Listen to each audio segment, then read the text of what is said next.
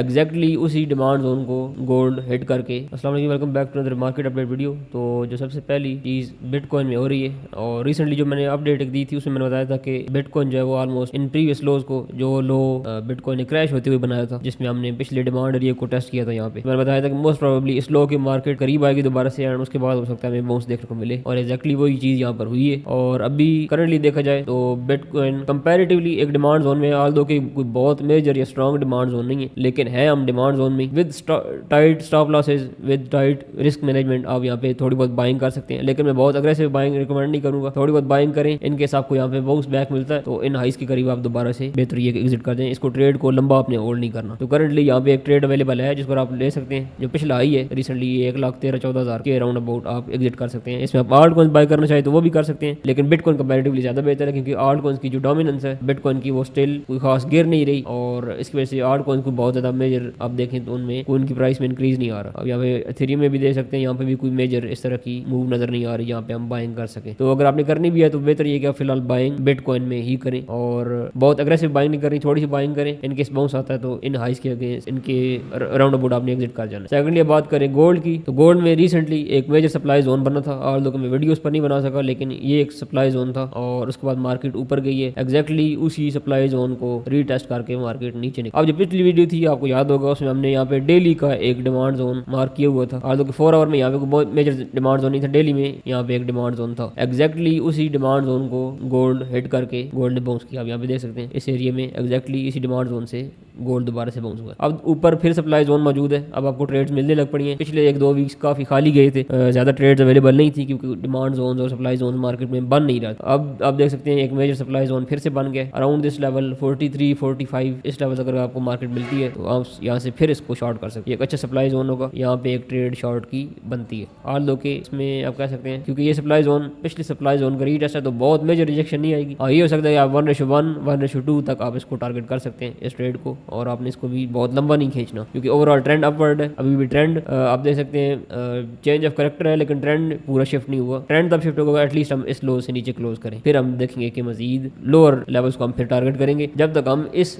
Demand zone से ऊपर है, इस लो से ऊपर है, इस लो से नीचे क्लोज नहीं करते, हो सकता है विक भी यहाँ से निकाल जाए मार्केट, तब तक आपने सेल्स की तरफ अग्रेसिवली नहीं जाना। यहाँ पर एक मैं बता रहा हूँ शॉर्ट की ट्रेड है, लेकिन उसमें आपने बहुत टारगेट्स मेजर बहुत बड़े टारगेट्स नहीं रखने। 1:1, 1:2 मैक्सिमम आपने एग्जिट कर जाना है। अब बात करें कुछ इंपॉर्टेंट अपडेट की, तो उसमें जो सबसे पहली चीज़ है, जो फेडरल रिजर्व की रिसेंटली जो चेयरमैन की स्पीच थी, उन्होंने उसमें बताया कि जो टाइटनिंग प्रोग्राम है वो हो सकता है आइंदा आने वाले कुछ टाइम में एंड हो जाए, हो सकता है ये नेक्स्ट ईयर एंड हो जाए। टाइटनिंग प्रोग्राम के एंड होने का मेन जो मतलब है वो ये कि रेट कट्स मजीद होंगी, जो रेट कट्स की तरफ आपके डोर्स हैं मजीद ओपन हो जाएंगे, और आप हो सकता है, मैं एक्सपेक्ट ये कर रहा था कि 1 या 2 रेट कट्स होंगे, लेकिन चांसेस मौजूद है हो सकता है रेट कट्स ज्यादा हों। नेक्स्ट जो क्वार्टर होगा, फर्स्ट क्वार्टर, उसमें हो सकता है उस तक आपको, उसके एंड तक आपको 4 रेट कट्स या 5 रेट कट्स मिल जाए, ऐसे भी चांसेस मौजूद है। नेक्स्ट ईयर जो है वो काफी बुलिश हो सकता है इस लिहाज से, क्योंकि अगर टाइटनिंग एंड होती है, अभी तक जो थोड़ी बहुत ईजिंग हुई भी है, यानी रेट कट्स हुए हैं, लेकिन जो टाइटनिंग थी वो साथ में चल रही थी, जो बैलेंस शीट थी वो भी कम की जा रही थी, और उस तरह के जो काम थे वो साथ साथ चल रहे थे। अगर टाइटनिंग प्रोग्राम कंप्लीटली एंड हो जाता है और फिर रेट कट्स होते हैं, उसका रिजल्ट बहुत पॉजिटिव होता है। ये हमेशा इसी तरह से होता है कि पहले मार्केट में जो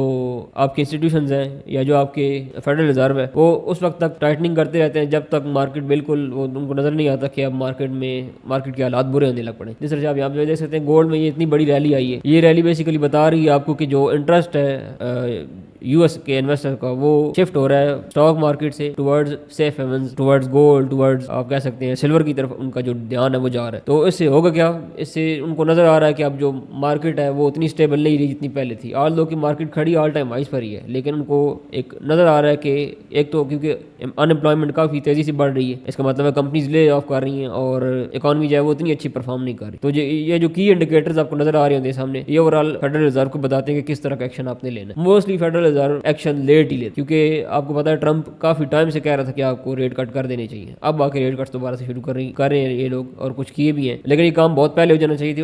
उससे मार्केट और ज्यादा स्टेबल हो सकती थी, और मार्केट काफी ज्यादा ऊपर मजीद जा सकती थी। और ये जो ले ऑफ्स हुए हैं, जितने लोगों ने जॉब्स लूज की हैं, ये भी इशू गवर्नमेंट को न फेस करना पड़ता। लेकिन मैंने बताया जिस तरह से फेडरल रिजर्व हमेशा इस तरह के काम काफी लेट करता है और अभी भी जो रेट कट्स हुए हैं वो कंपैरेटिवली देखा जाए तो पहले हो जाने चाहिए थे, वो भी लेट हुए। बहरहाल अगर ये हो जाता है जिस तरह से ये आपको नजर आ रहा है। अगर टाइटनिंग प्रोग्राम क्लोज हो जाता है, ईयर एंड तक ही क्लोज हो जाता है, फिर भी जो नेक्स्ट ईयर का जो शुरुआत होगी वो काफी अच्छी हो सकती है ओवरऑल सारी मार्केट। अब क्योंकि गोल्ड गिर रहा है, आपको कुछ ना कुछ सप्लाई जोन्स यहाँ पर मिल रहे हैं। एक जो इसमें चीज देखने वाली हुई है कि अब आपकी जो स्टॉक मार्केट है वो फिर से ऑल टाइम हाई की तरफ जाएगी, बल्कि जो US30 है उसने नया ऑल टाइम हाई लगाया भी है। और लोग ये यहाँ पर जो शार्प डाउनवर्ड मूव हुई थी, लोग काफी डरे हुए थे, एकदम से मार्केट 3-4% एक दिन में गिर गई थी। और इसी तरह से अगर आप S&P 500 को देखें तो एक स्ट्रॉन्ग मूव थी लोअर साइड पर, लेकिन मार्केट रिकवर कर गई है। और ये जो गोल्ड नीचे जा रहा है ये भी इस चीज को बता रहा है कि मार्केट में थोड़ा बहुत जो रुझान है वो शिफ्ट हो रहा है और लोग दोबारा से स्टॉक्स की तरफ और दूसरी मार्केट्स की तरफ आ रहे हैं। तो इस वजह से मैं कह रहा हूँ कि गोल्ड के अलावा अगर आप देखें बिटकॉइन में, तो बिटकॉइन में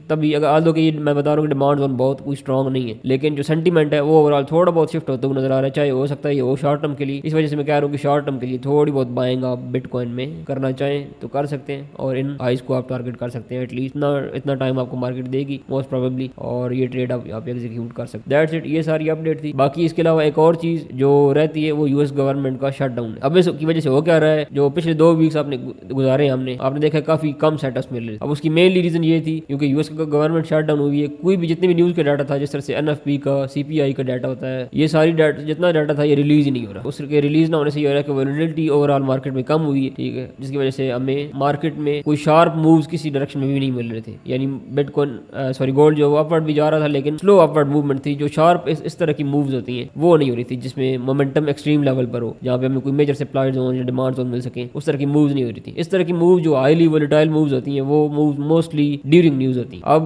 आके हो सकता है चांसेस बने नेक्स्ट मंथ में ये शटडाउन कंप्लीट हो जाए, क्योंकि जो लॉन्गेस्ट अभी तक शटडाउन चला है वो सिर्फ 35 दिन का, और अभी भी देखा जाए तो 20-22 दिन हो चुके हैं। तो होपफुली नेक्स्ट जो आपका वीक है उसमें मोस्ट प्रोबेबली आपको जो शटडाउन है वो एंड हो जाएगा, और उसके बाद मोस्ट प्रोबेबली आप दोबारा से देखेंगे कि वोलेटिलिटी जो हमें पहले देखने को मिल रही थी दोबारा से मिलेगी, और फिर हम मजीद सप्लाई एंड डिमांड जोन हमें देखने को मिलेंगे, और नंबर ऑफ ट्रेड्स फिर उसी तरह से मिलने लग पड़ेंगे जिस तरह से पहले मिल रहे। दैट्स इट, ये सारी अपडेट थी। मिलते हैं नेक्स्ट वीडियो में।